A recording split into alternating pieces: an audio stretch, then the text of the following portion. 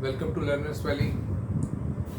इससे पिछले सबक में हम एक्सरसाइज 17.2 कर रहे थे। क्वेश्चन नंबर 4 के अंदर हमने कुछ पार्ट्स किए थे। दो पार्ट्स हमने किए थे, एक पार्ट मैंने आपको करके दिखाया था कि आपको करना था। आज हम इसका दूसरा पार्ट करने जा रहे हैं। थर्ड एंड फोर्थ पार्ट को हम देखेंगे और इसको समझने की कोशिश करेंगे कि ये क्या कह रहा है, what is this in this. तो थर्ड या फोर्थ दोनों पार्ट एक ही तरह के, लेकिन अब वक्त बचाने के लिए और आपकी सहूलत के लिए ये चीज़ हम कई मरतबा कैलकुलेट कर चुके हैं। सबसे पहली बात, क्वेश्चन नंबर 4 में जब सेट्स दिए गए हैं वो सेट बिल्डर फॉर्म में, तो मैंने एक काम कर दिया है कि इन सेट्स को टेबुलर फॉर्म में चेंज कर दिया है। Universal set P and Q ये हम पहले भी कर चुके हैं, देख चुके हैं। इसके अलावा मैंने पी कॉम्प्लीमेंट और क्यू कॉम्प्लीमेंट के मेंबर्स भी लिस्ट कर दिए। इसके अलावा एक काम मैंने और कर दिया कि पी यूनियन क्यू के मेंबर्स और पी इंटरसेक्शन क्यू के मेंबर्स भी लिस्ट कर दिए, ताकि हमें इसमें वक्त ना लगाना पड़े और हम डायरेक्टली इसमें जो चीज़ हम वेरीफाई करने जा रहे हैं वो बड़ा मशहूर एक कानून है, इसको कहते हैं डी मॉर्गन्स लॉ, जो कि आपको बाद में बताया जाएगा, लेकिन एक्चुअली आप डी मॉर्गन्स लॉ इस वक्त प्रूव करने जा रहे हैं। तो मैं डी मॉर्गन्स लॉ के बारे में थोड़ा सा बताऊंगा आपको and then we will prove it. तो डी मॉर्गन्स लॉ जो है उसके दो पार्ट्स होते हैं। क्विकली इसको देख लें सिर्फ समझाने के लिए, बाद में हम क्वेश्चन 4 स्टार्ट कर देंगे। सो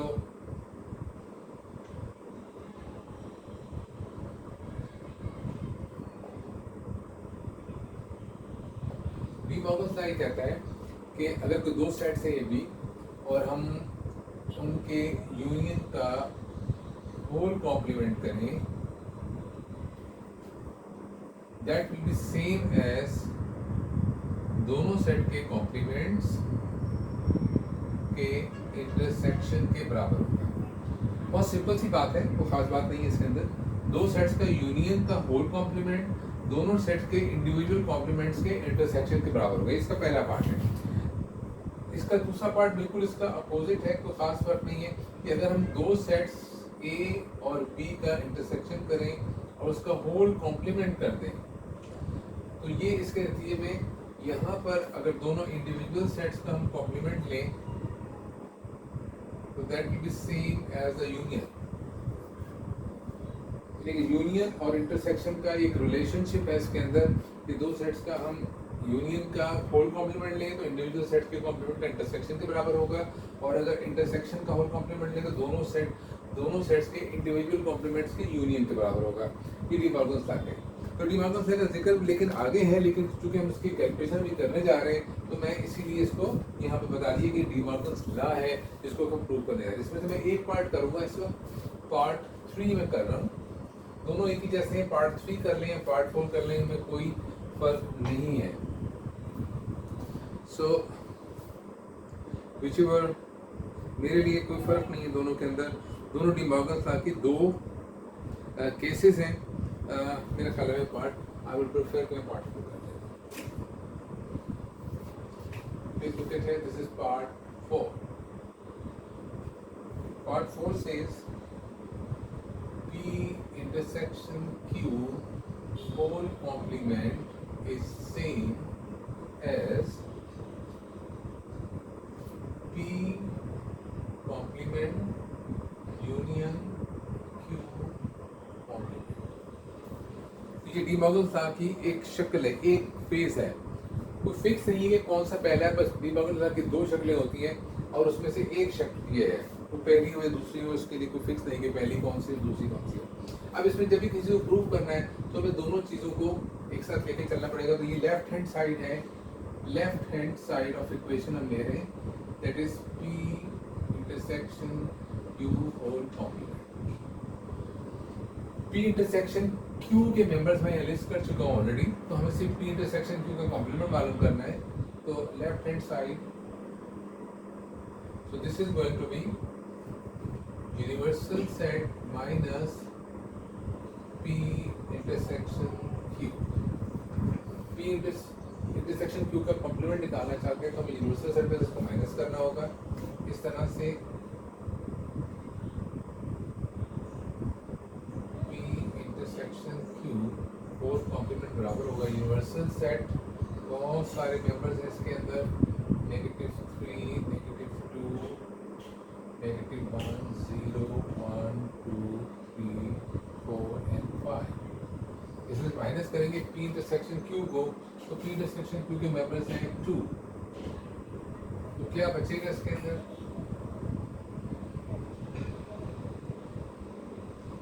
नेगेटिव सारे के सारे आ जाएंगे, सिर्फ 2 को माइनस कर दिया जाएगा, बाकी तमाम मेंबर्स आ जाएंगे इसके।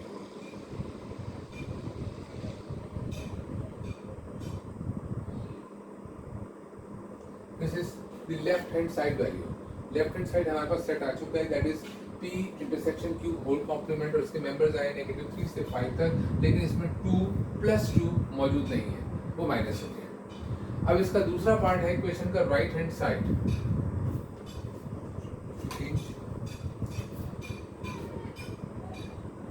Right hand side of equation वो है P complement union Q complement.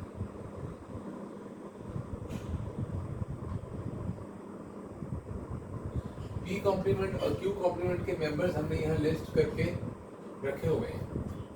P complement और पहले भी कैलकुलेट कर चुके हैं। अब इन दोनों सेट्स को मैं यहाँ लिख रहा हूँ। P कॉम्प्लीमेंट के मेंबर्स जो हैं वो है -3, -1, 1, 3 and 5 union Q complement, that is -3, -2, -1 and 0, 1, 4. -3, -2, -1, 0, 1 and 4.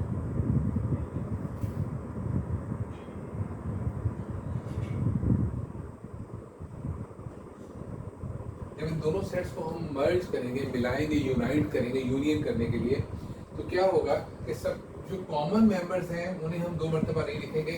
इसी तरतीब के साथ हम चल रहे हैं। -3 सबसे छोटा मेंबर है, तरतीब के साथ लिख रहा हूँ -3। -2 यहाँ नहीं है लेकिन इसमें मौजूद है, ये आ जाएगा -2। -1 दोनों में है लेकिन लिखा तो एक ही मरतबा जाएगा। उसके बाद यहाँ 0 भी है, उसे भी लिख देंगे। यहाँ 1 है, यहाँ भी 1 है लेकिन लिखा एक मरतबा जाएगा। उसके बाद 1 के बाद 2 नहीं है, दोनों में 3 मौजूद है, 3 लिख देंगे। 4 यहाँ पे है, 4 आ जाएगा। और 5 P कॉम्प्लीमेंट के अंदर मौजूद है, ये आ जाएगा। अब हमने दोनों चीजें कैलकुलेट कर ली है। हमने P intersection Q whole complement भी कैलकुलेट कर लिया है और हमने P complement union Q complement भी कर लिया। अब अगर आप इसको देखिएगा इन दोनों चीजों को, दोनों के जो मेंबर्स दो अलहदा सेट है, ये सेट मुख्तलिफ है। ये P इंटरसेक्शन Q का होल कॉम्प्लीमेंट है, इसका नाम अलग है, एक डिफरेंट सेट है। और ये दोनों सेट, ये जो सेट है कॉम्प्लीमेंट्स के यूनियन से जो बना है, ये डिफरेंट सेट है। लेकिन इनके मेंबर्स को चेक कीजिए, क्या ये दोनों इक्वल हैं? इक्वल सेट वो होते हैं जिसके मेंबर्स बिल्कुल सेम हो, चाहे उनकी तरतीब मुख्तलिफ क्यों ना। लेकिन मैंने तो तरतीब में लिखा हुआ है -3, -2, -1, 0, 1, 2 नहीं है, 3, 4, 5 ये सेम इसमें है। इसका मतलब ये हुआ कि ये और ये दोनों इक्वल सेट्स हैं, ये दोनों इक्वल हैं। ये चीज़ हमने प्रूव कर दी, ठीक है। तो उसको हम किस तरह लिखेंगे? हम लिखेंगे कि हेंस प्रूव्ड, इससे साबित हो गया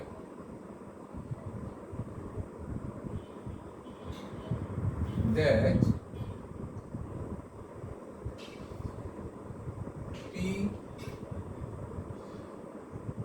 P intersection Q whole complement is equal to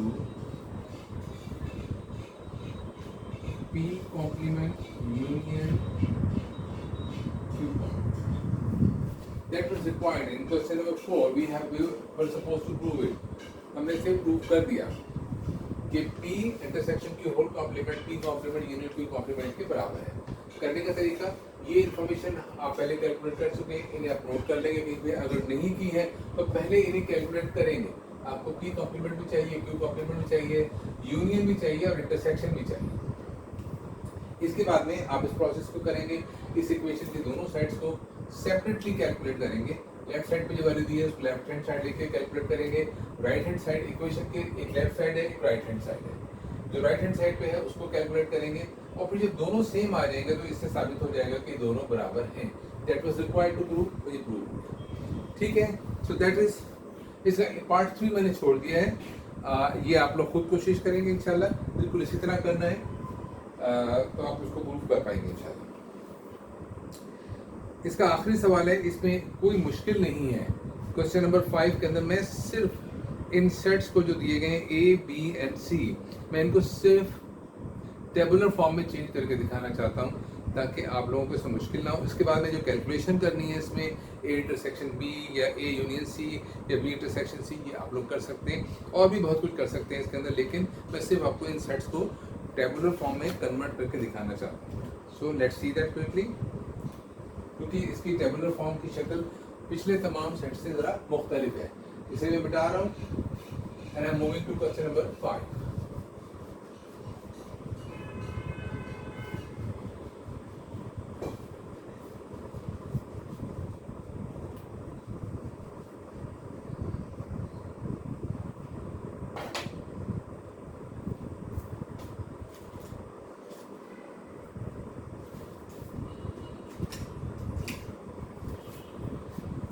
यहाँ पे क्वेश्चन नंबर 5,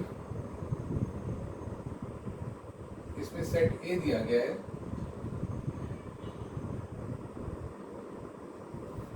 कह रहे हैं सेट ए के मेंबर्स हैं 2n such that n belongs to capital N। उसके बाद सेट बी दिया गया है, इसके मेंबर्स हैं 3n such that n belongs to capital N। सी है जिसके मेंबर्स हैं 4n such that n belongs to capital N। This is the last question of this exercise. Now, I need your attention here. Set ए के member जो 2n है, set B के member जो 3n है, set सी के member जो 4n है। n क्या है? n एक मेंबर है जो कि कैपिटल N को बिलोंग करता है। What is capital N? तो ये चीज हम पढ़ चुके हैं।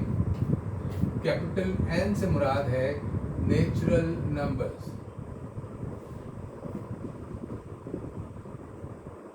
ये हमने पढ़ा था कि सबसे पहले जो नंबर्स का सिस्टम शुरू हुआ जिसमें सबसे छोटी वैल्यू 1 थी, ये है नेचुरल नंबर्स 1 2 3 4 5 एंड ऑनवर्ड। इसकी जो सबसे छोटी वैल्यू है वो 1 है। ठीक है, अभी कह रहे हैं कि n बिलोंग्स टू n, इसका मतलब n इनमें से कोई भी नंबर हो सकता है। What does it mean by n now? इस n से क्या मतलब है? n का मतलब है 1 2 3 एंड सो ऑन। n कुछ भी हो सकता है।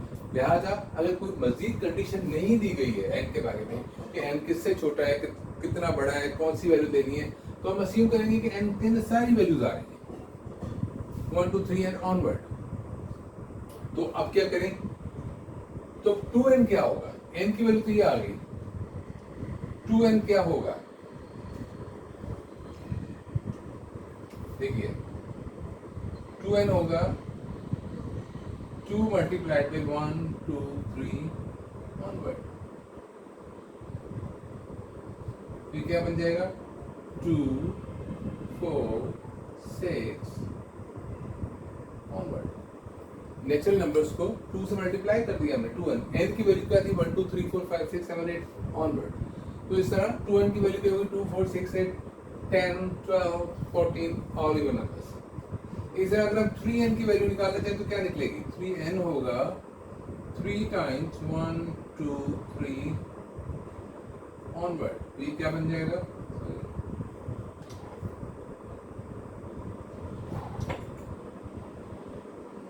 3 6 9 12। So this will be simply a table of 3। इसी तरह से 4n क्या होगा? वो 4 का टेबल हो जाएगा, 4 मल्टीप्लाइड बाय नेचुरल नंबर्स। अब इनके मेंबर्स क्या होंगे? मैं इनके मेंबर्स लिख रहा हूँ यहाँ पे and then you can solve it. लेकिन इसमें एक बात का ख्याल रखना है कि ये सेट जो है ये इनफिनिट सेट्स हैं, ना महदूद सेट है। जो सेट ए के जो मेंबर्स आ रहे हैं वो ये हैं 2n, इसका मतलब इसके मेंबर्स हैं 2, 4, 6, 8। 2 का टेबल इनफिनिट तक चलता चला जाएगा। बी इसके मेंबर्स हैं 3n, तो ये क्या होगा 3, 6, 9, 12। सी इज 4n, तो इसमें 4 का टेबल आ जाएगा 4, 8, 12, 16।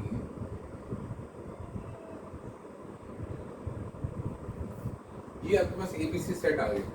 मिसाल के तौर पे अगर आपसे कहा जाए कि आप ए यूनियन बी कैलकुलेट करें, जस्ट एक for example I am doing it quickly, तो ए के मेंबर्स हैं 2, 4, 6, 8 यूनियन, और बी के मेंबर्स हैं 3, 6, 9, 12 and onward। तो ए यूनियन बी के मेंबर्स क्या होंगे?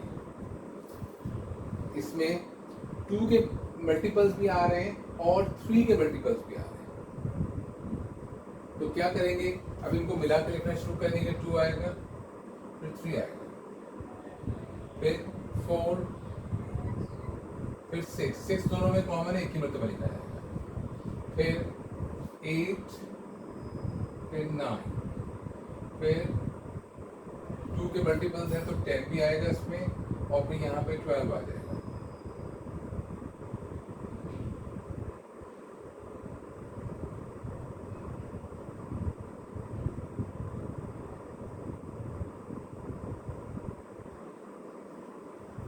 इस तरह से यूनिट किया जाएगा, और इंटरसेक्शन करना हो तो इनमें कॉमन मेंबर ढूंढने का जो भी तरीका है। ये मैंने एक एग्जांपल आपके सामने कर दी है। मेन चीज़ जो मैं आपको बताना चाह रहा था ये था कि इन सेट्स को टेबल फॉर्म में कैसे लिखा जाएगा। सो इस तरह मेरी तरफ से एक्सरसाइज मुकम्मल हो जाती है, और इंशाल्लाह आगे हम इसको शुरू करेंगे अपने नेक्स्ट लेसन के अंदर। Till then, thank you very much.